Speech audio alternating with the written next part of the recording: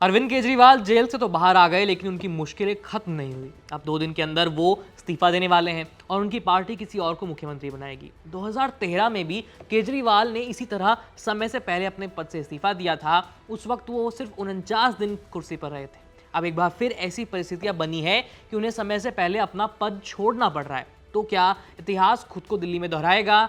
क्या जैसे 2015 में अरविंद केजरीवाल ने धमाकेदार वापसी की थी, इस बार भी कुछ वैसा ही होगा या फिर नतीजा उनके पक्ष में नहीं होगा? बात करें 2013 के दिल्ली विधानसभा चुनाव की, तो 70 सीटों में से उस वक्त बीजेपी ने 31, आम आदमी पार्टी ने 28 और कांग्रेस ने 8 पर जीत हासिल की थी, जबकि 3 सीटों पर दूसरी पार्टियों को जीत मिली थी।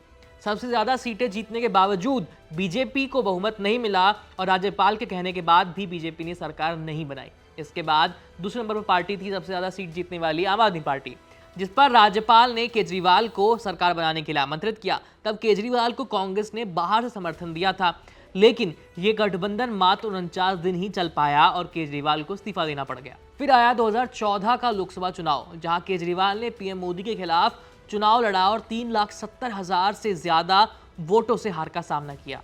इस हार के बाद केजरीवाल को अपनी गलती का एहसास हुआ और उन्होंने दिल्ली की जनता से बार बार माफी भी मांगी। केजरीवाल ने तब दिल्ली की जनता से कहा था कि कांग्रेस के साथ गठबंधन करके उन्होंने बहुत बड़ी गलती कर दी और दिल्ली की जनता अगर उन्हें एक मौका और देगी तो वो इस गलती को सुधार सकते हैं। दिल्ली वासियों ने उन पर भरोसा जताया और 2015 में केजरीवाल ने 70 में से 67 सीटों पर जीत हासिल करके धमाकेदार एंट्री की और बीजेपी को मिली 3 सीटें, जबकि कांग्रेस का तो खाता ही नहीं खुल पाया था।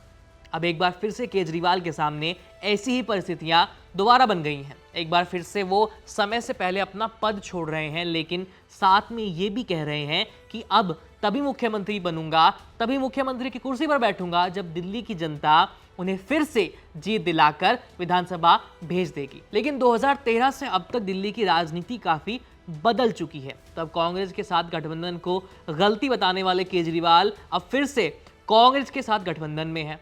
तब केजरीवाल को दिल्ली की जनता एक आदर्श और एक आइडियल नेता के तौर पर देख रही थी और अब उन पर, उनकी पार्टी पर भ्रष्टाचार के आरोप लगे हुए हैं।